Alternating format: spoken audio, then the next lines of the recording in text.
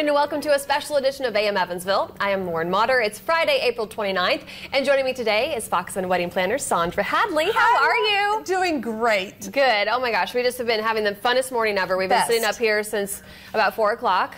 Watching the royal wedding. It was wonderful. I hope everybody really enjoyed it as much as we were having in the studio watching it. Even the guys. They were watching it. Good Some were falling commentary. asleep. Rhett, I saw you nodding off. I did. But it was really fun getting the whole commentary. So let's talk about our favorite parts. We're going to talk about, first of all, everything about the wedding. And Stephanie's going to be out live talking about the dress, which is great. Oh, it was beautiful. It was a moment in history that we were. It's such a great moment because this is when we first get a glimpse of her. And there she came out. You got to see her dress, which was so Grace Kelly like. And I'm going to tell you, her sister, Pippa, almost stole the show, in my opinion. She did. There she is. There's Pippa in the white dress with the ivory helping her out, and her dress was just as gorgeous.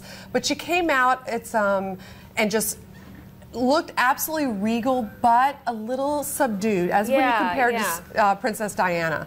It was very her style. And we were all wondering what the dress was going to look like, and it's very modern, but with the lace, it kind of looks a little vintage. It does. I think she did a really good mixture of both, and got that. And I'm so glad she didn't have a really long train or veil. Because Diana's dress, her train was really, really long, I don't know. Yes, 26 feet, something crazy. So this really fit her. It was a great moment. This is going to be captured on all of the photography. We've already seen a couple pictures, too, of her this exact moment. Exactly. And the dress for Pippa, now she was her maid of honor. That's her sister. Her dress was a lot more form-fitting. I was actually kind of surprised, and it's the white color, which we were talking about that too. Well, you know, they don't have like all the bridesmaids and all the groomsmen like we do, so they just have usually just a lady in waiting, and so that was, but for her that was the maid of honor.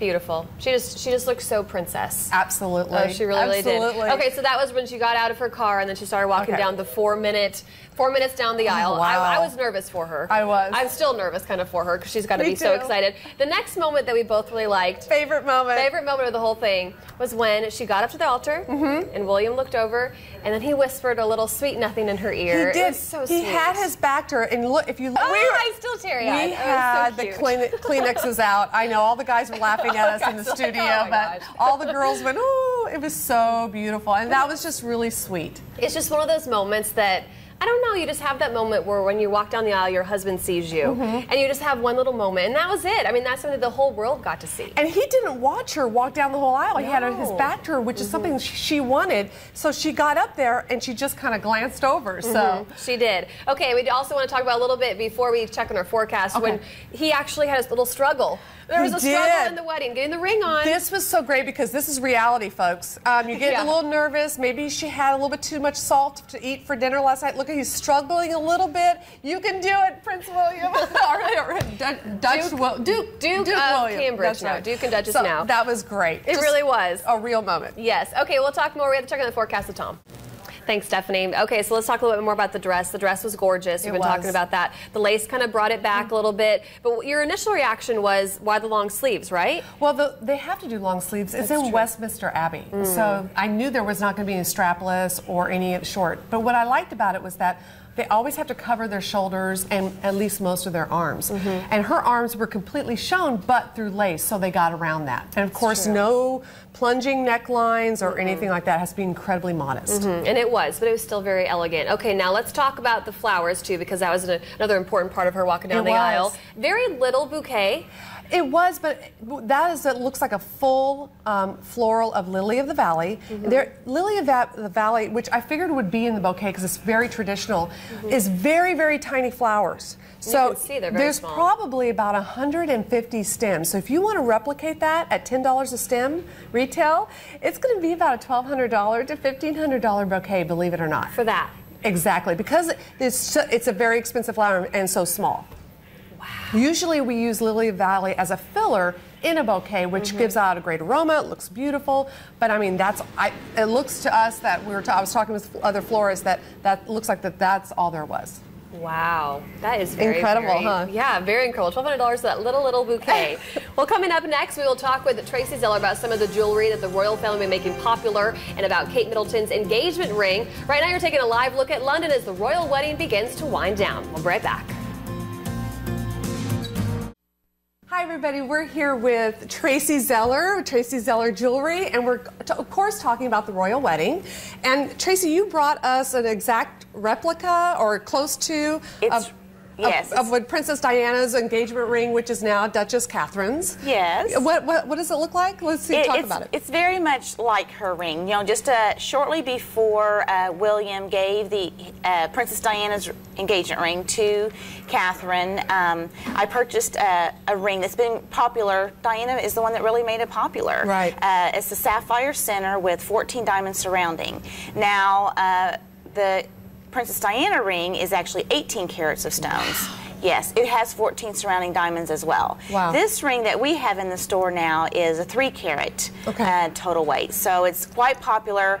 Everyone that comes in, we ask them if they want to try on the Princess Diana ring. I guess we'll have to rename that now. Absolutely. Yes, Duchess Catherine's Duchess ring. Catherine. It's a very popular style, and it's popular with other stones in the center as well. That's what I was going to ask you. Are people using other types of gems as opposed to just diamonds? I think we brought some photos. We did. Sometimes people will put the sapphires on the side. So this is an example of a ring with the side sapphires. Sapphires are a sign of royalty, so it's common to see those in engagement rings. What kind is this? This ring here is a yellow center diamond. Now, Faith Hill's the one that made this center stone very popular. Nice. Diamonds come in every color, so the blue diamonds, the chocolate diamonds, the yellow diamonds are all very popular. Wonderful. This is a traditional engagement ring, one with a diamond center stone. Now, this is becoming even increasingly popular with the surrounding diamonds. So, you know, Kate's ring will add to that because of her center sapphire with a diamond surrounding. We call that a halo style. Excellent. So it's always really been there, but it's kind of become very popular even before this new, you know, engagement and wedding hoopla. Right. So. Well, thank you so much for coming in and showing it to us. It looks great. And we'll go back out live to Stephanie. All right, thank you, Stephanie. Okay, so today right now we're going to talk about the effects of social media on this wedding. This is something probably that we were worried that Twitter was going to shut down. I did. I thought it was going to crash, but they must have really gotten their self together to make sure that it wouldn't. I know, but even before I woke up around 3 and I was looking at things, people were already tweeting who was arriving. So this is something it's a big mark in history, of course, that we're so happy we're a part of, but also the social media, it just changed it. It did, and it's going to change it how we're going to view it because we're going to be able to go back and look at it on YouTube, and of course we had Twitter streaming. People will still be talking about it. When Princess Diana got married, I was 13 years old, and we had a VCR. Remember those big square things? I think I recall. Yes, oh, you don't I think know. so, yeah. You weren't. We had them born? too. Even okay. So, I was -2. Remember when Diana got married? -2. Great. Anyway, so you would, if you were lucky enough to record it and catch it live and so forth, then you can rewatch it or catch glimpses of it on TV. But now we're going to have Twitter and YouTube, and it's really just changing the whole face of how we view this and how we can even talk about it and how the trends will actually come out of it. That's true. It's fascinating. It was great to have an exchange with people all over the world at the same time. It made you feel like you were right there. One of those 1,900 lucky people sitting in Westminster Abbey. Yeah, 1,900. And of course the millions that were watching on TV. And the crowd too. You saw how many people were in the crowd. There was thousands of people from everywhere.